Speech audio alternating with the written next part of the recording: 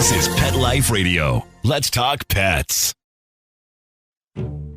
Cat lovers and feline friends, it's time for Adele Park's Quirky Cat Nips. Today on the Quirky Cat Nips Podcast, we're airing a chapter of Quirky Cat Gets Ghosted, which we will do until the entire audiobook has been broadcasted.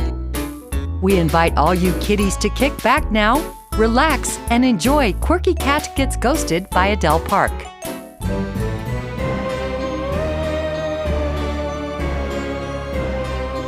Audio Recording St. George presents Quirky Cat Gets Ghosted. Written, produced, and edited by Adele Park. Narrated by a full cast.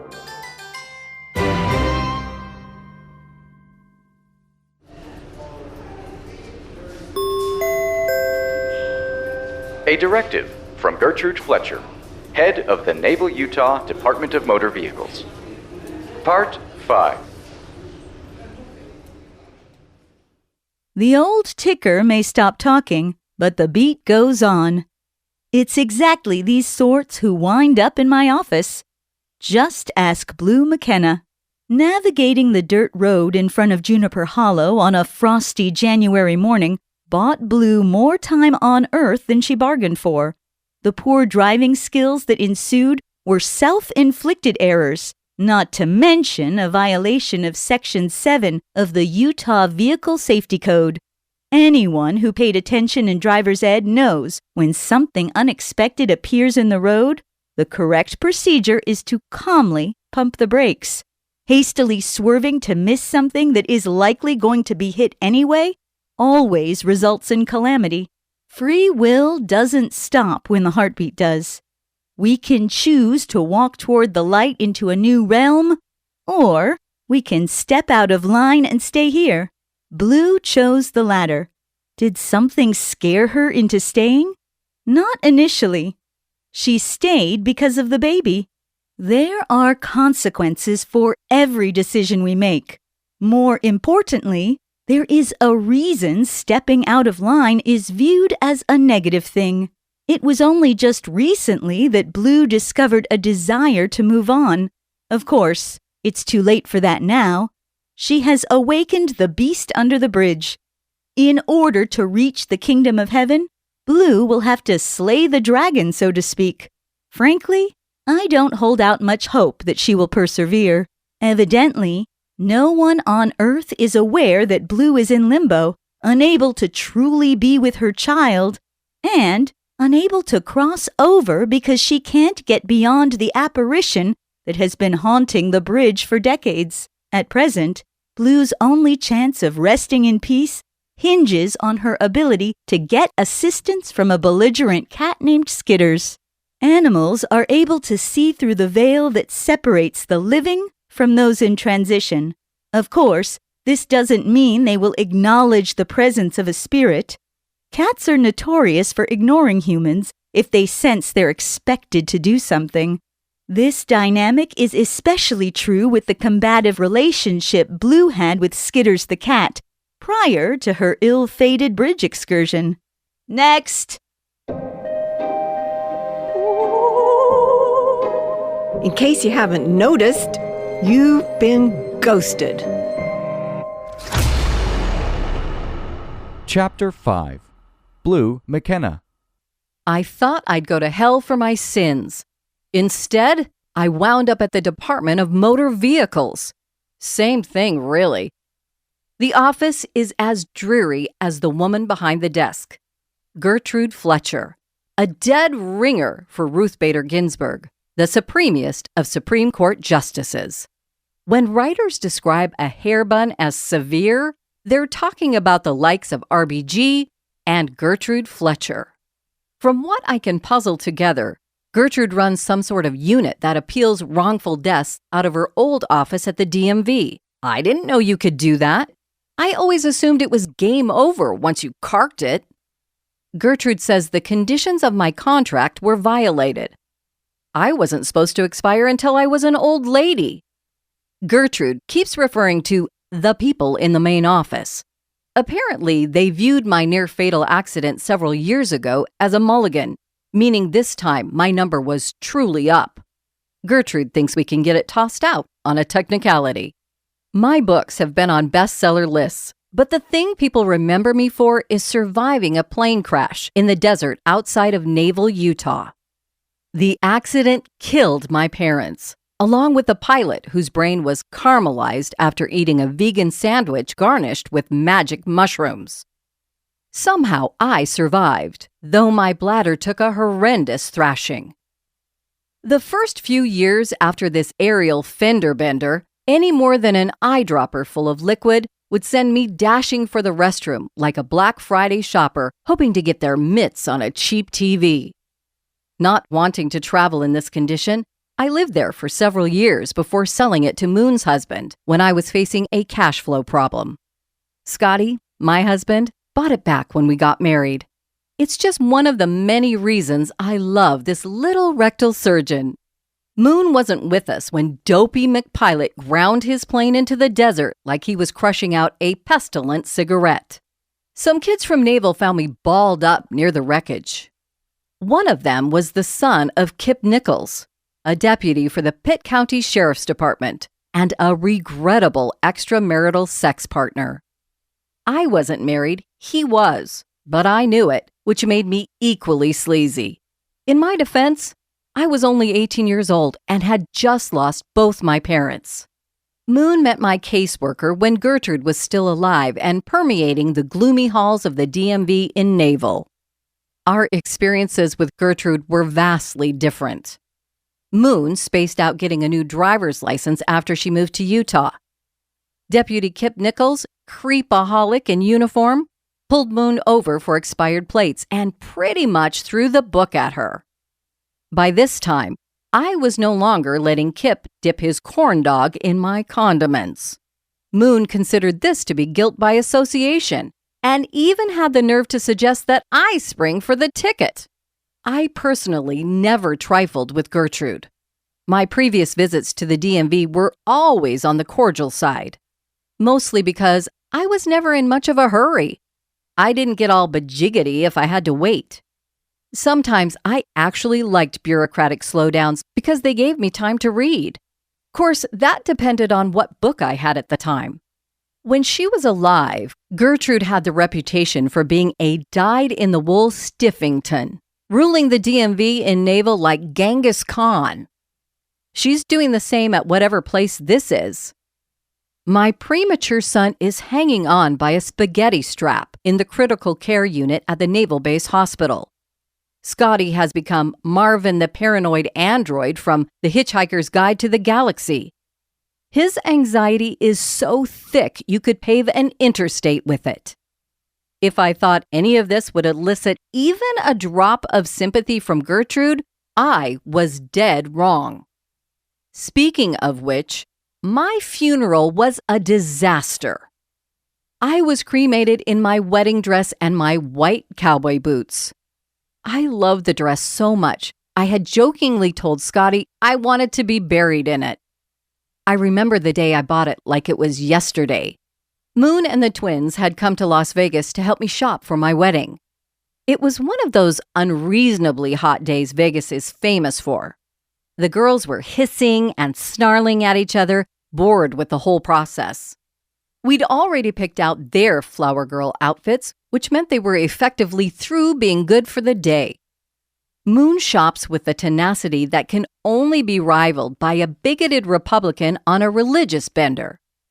After slogging through dozens of stores, Moon found a small boutique called Blue Iris, tucked back in a residential neighborhood. Neither one of us thought it was a coincidence that I spotted the perfect dress as soon as I walked in. Seeing myself in that dress at the Eternal Endings Funeral Home in Naval, I thought, yikes! Those white boots look terrible with my ivory-colored dress. It wasn't just the two mismatched hues of white. The whole thing was just wrong. I knew why Scotty did it, though. My white boots are the ultimate insider's joke. There were plenty of times when those boots were the only thing I had on. Did this mean our sex life was over forever? Good heavens! Speaking of which, heaven isn't good, at least if you're like me. The second I step through those pearly gates or whatever it is they've got up there, I'm history as far as my life on Earth goes. That's where Gertrude Fletcher comes in. She's putting together some kind of appellate brief designed to overturn my current state. My ashes are scattered in the orchard at Legacy Grove. There's no telling what shape I'll be in if Gertrude wins my case. Nowadays, I'm a misty green, which I gather stinks to high heaven. For some reason, I'm as cold as hell, even without having a real body. Usually, I'm at the hospital, shimmering next to my sweet little Rudy. Everything about me is gossamer, except the smell. Evidently, I've become quite the stinker bell. I should be embarrassed, but it has its upside. For example, there's one nurse on the late shift who is a total biatch. This hefty weight version of Nurse Ratchet flies right out of the cuckoo's nest and guano bombs my little boy and husband. She manhandles Rudy and is unacceptably gruff with Scotty.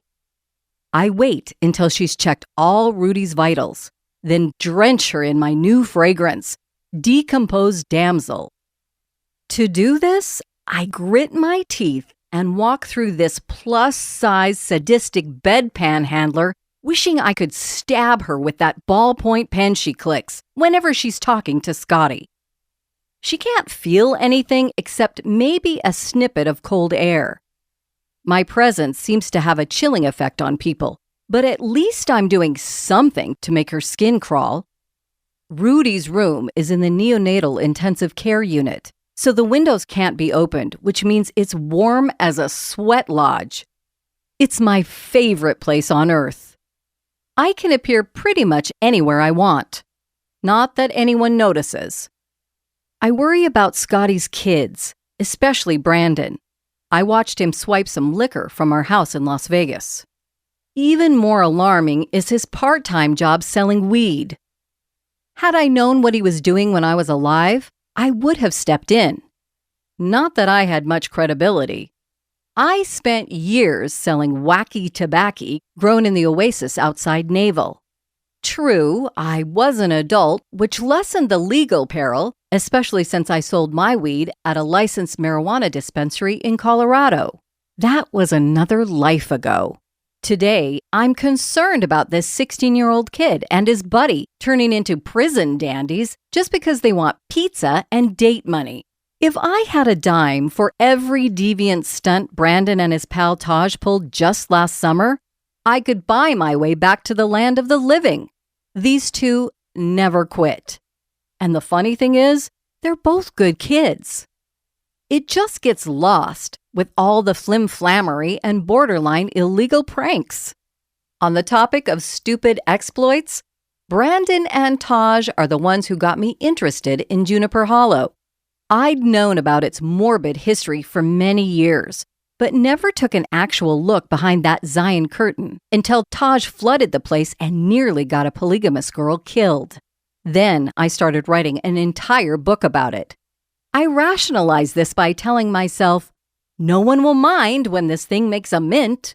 My previous books were all fiction, but you just can't make up the stuff that really happened at Juniper Hollow.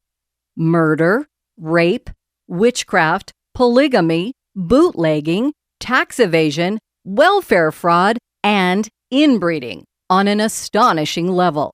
And now there's a new owner who, despite outward appearances, is likely continuing the grift in some way or another. Shortly after Brandon and Taj unleashed their shitscape of trouble at Juniper Hollow, the federal government swooped in and arrested a bunch of men from the nearby polygamous town of Zion Flats. Among the arrestees was their prophet. None of them got nailed for all the warped things they've done to their own wives and children, but the fraud charges are serious enough to keep these spoogy pervs in prison for at least a few years. With the prophet of Zion Flats and many of his lackeys chillin' in the slammer, Juniper Hollow no longer had any value to the mob family who owned it. Juniper Hollow was bought the same week it was listed. And you want to know who snatched up this tragic piece of property? Jasper Stratton, a handsome, likable, impossibly blonde-haired young man with a 50,000-watt smile. Despite these attributes, or likely because of them, Jasper was kicked out of the cult in Zion Flats when he was just a little kid. This happens a lot in big plague country, but no one ever reports these kids as missing. The only way the moldy meatballs at the top of the food chain can have 3 or more wives each is to discard all the competition, especially those who show a little promise. Jasper is one of the lucky ones. He was adopted by some Mormon do-gooders in northern Utah. His adoptive family is into multi-level marketing schemes, mostly involving vitamin supplements that don't do much except make your pee glow in the dark. Jasper must be one hell of a salesman because he didn't even have to finance Juniper Hollow when he bought it from the mob. The guy's under 30, and he paid cash for the place, immediately slapping up 2 huge buildings. I made a special trip to Utah the day Jasper opened the vitamin packing plant he calls Regenerant. This, plus the adjacent tower Jasper calls the Residence, went up faster than the time it takes to marry an underage girl from Zion Flats and put her in a family way. It was exactly these types Jasper Stratton welcomed as employees at Regenerant. He may as well have named it Polygamists Are Us. Using my sister's now defunct skincare company as a template, Jasper gave his polygamist workers every perk Moon used to offer, only on a much bigger scale. Instead of just allowing women to occasionally bring a child to the job site when the need arose, Jasper carved out a space for a full-service childcare center. Moon used to feed the women who worked for her, something these wilted sister wives truly appreciated. Until the recent arrest of their prophet, many of them didn't have access to their own food stamps. In the past, the prophet collected everyone's welfare checks and food vouchers, redistributing them to those who kissed his flaccid rear end the most. Wives who had fallen out of favor found themselves scrambling to feed their stupefyingly large families. I'm assuming some of them are now getting their food stamps, but it can't possibly be enough to feed all the children these women are compelled to bear. Jasper's cafeteria was designed like one of those modern bistros you'd expect to find at a tech company like Yahoo.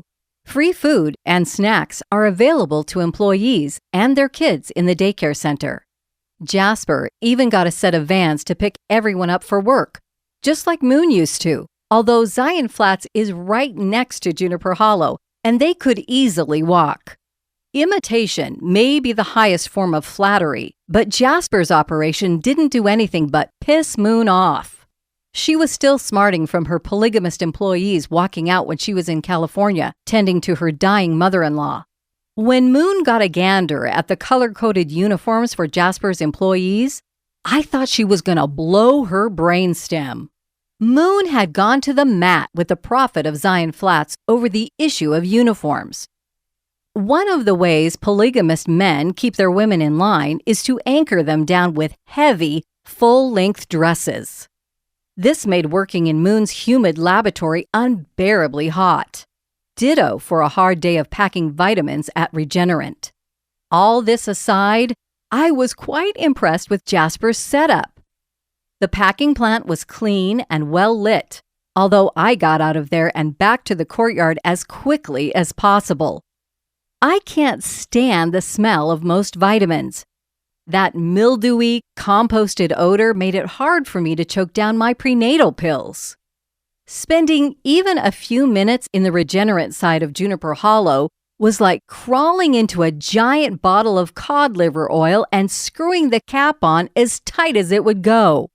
Most polygamous business ventures are conducted using a Harry Potter-style cloak of invisibility, preventing the government from regulating activities or, God forbid, collecting taxes. Jasper took a whole different approach with his open house. He graciously doled out refreshments, cheerfully greeting the throngs of Navalites curious to get a first-hand look at Juniper Hollow. Back when the mob owned the place, The only people foolish enough to tread on this space were my stepson Brandon and his sidekick Taj. Now holding the purse strings for a good many polygamous women and even some men from Zion Flats, Jasper could have easily gone for the brass ring, taking advantage of the power void left when their profit got sent to the license plate factory. Oddly, Jasper didn't seem interested in filling those multi-marriage shoes. I'm not sure he even goes for the whole stockpiling of sister wives. He is married, but as far as anyone can tell, it's only to one woman. Jasper's wife is a Malibu blonde Barbie with a set of boobs so erect you could balance a tray on them. No way these nummies are real. She's a Kelly with an eye. And while Kelly is certainly cute, she seems like she's on something. Kelly reminds me of the drugged and disoriented days of the late Anna Nicole Smith. The main difference is Kelly's voice doesn't sound like a 2-year-old's. In fact, it's on the crunchy side, even though she's got to be under 25. Probably cigarettes, but she didn't smell smoky, wafting around in a cloud of expensive French perfume. Sprouting from Kelly's head is an enormous blonde bouffant, mirroring that of the late Anna Nicole. Yet somehow Kelly's orbit of hair manages to look super tailored. While Anna Nicole got famous by enthusiastically thrusting her double D bazookas in everyone's face, Kelly with an eye seemed to be penning in her superfluous boobery. To that end, Kelly was buttoned up tight in a camel-colored business suit and matching jacket. The pale pink top underneath was paired with a conservative-looking string of pearls. The entire outfit screamed, "Uptight PTA board member." Throughout the open house, Kelly dutifully stood by her man, as Jasper glad-handed elected officials and looky-loos. Moon and I arrived right when the tour started and stayed until the entire thing was over. Moon was annoyed because I kept discreetly farting, trying to pretend someone else dealt the smelt. I was 6 months pregnant at the time and holding enough gas to fuel a truck stop. Since I was amongst a group of Mormon women from Naval and polygamist women from Zion Flats, I figured they could relate to the barrage of bottom burps. Only the first floor of the so-called residence was open for the tour. This space featured another massive kitchen and a laundry room with, I swear this is true, at least a dozen matching washers and dryers. I've been in laundromats that weren't this well equipped. Other than those 2 utilitarian rooms, the remainder of the floor was used for employee housing. The bedrooms were small but well appointed with farm-fresh bedding and sturdy oak furniture. This was the only part of Jasper's setup that wasn't thoroughly modern Millie. It was as if these rooms were deliberately designed for June Cleaver. Everything in the employee rooms felt so, modest. It was hard to put your finger on it. Maybe it was the exquisite handmade quilts on the beds. All single, I noticed. Some rooms had 2 beds, but none of them were shoved together to make space for a little slap and tickle. Perhaps the design of the living quarters had something to do with the fact that all of them were polygamists.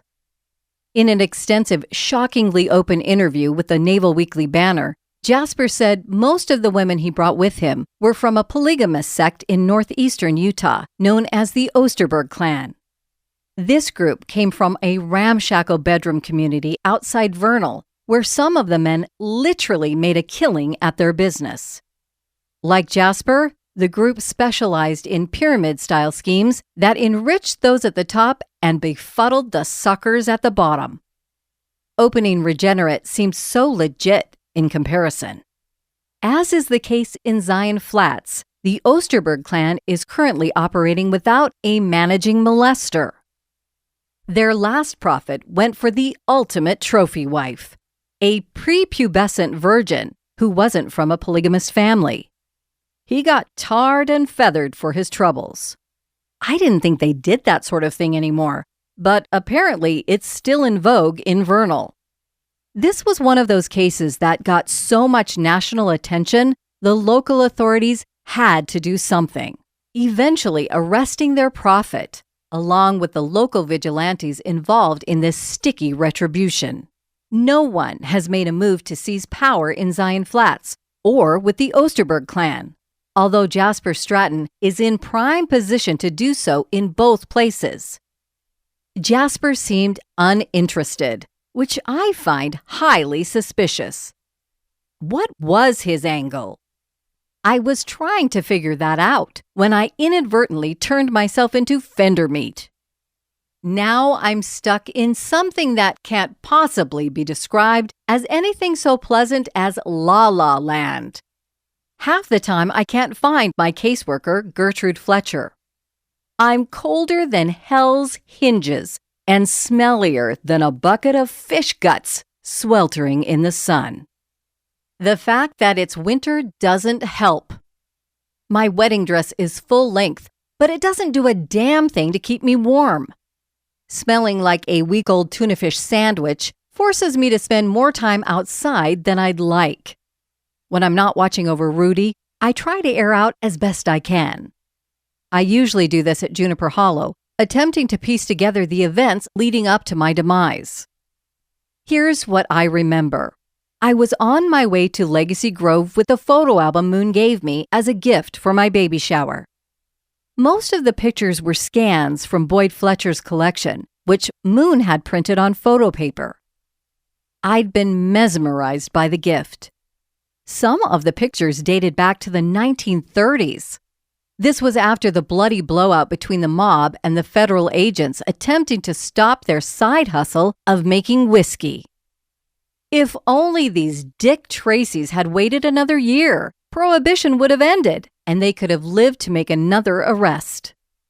One photo in particular grabbed my attention, tickling the back of my mind. If you look closely, you can just barely make out a translucent image standing on the bridge. Not that it matters now. It's not like I can put a Post-it note on the picture in question asking for someone with a heartbeat to follow up. At the moment, the photo album is lying listlessly in a canvas tote bag filled with a bunch of weird baby stuff Moon insisted I have. No need for that icky-looking breast pump now, that's for sure. The Pitt County Sheriff's Department impounded my truck during the investigation into what they, and everyone else, believed was an accident.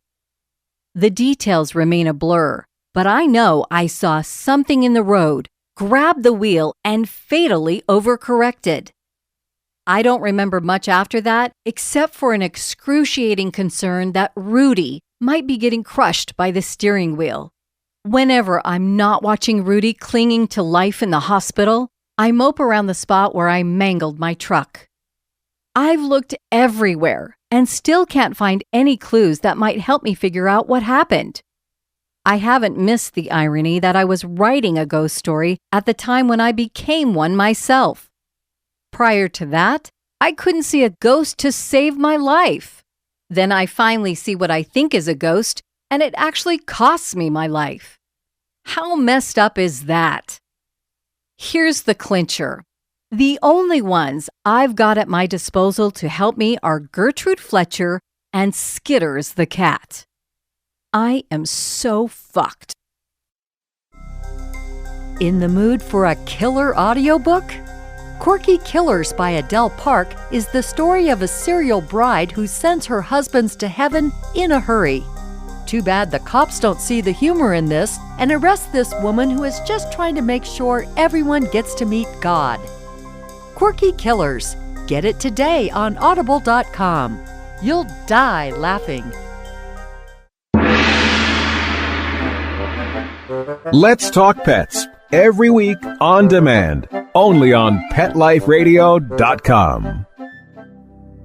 If you're looking for a place to record your audiobook, video voiceover, or remote interview, Audio Recording St. George is your one-stop shop for broadcast quality audio. Our clients enjoy a spacious studio with a professional sound engineer recording their session using Pro Tools technology. Audio Recording St. George. Book your session today at www.audiorecordingstgeorge.com.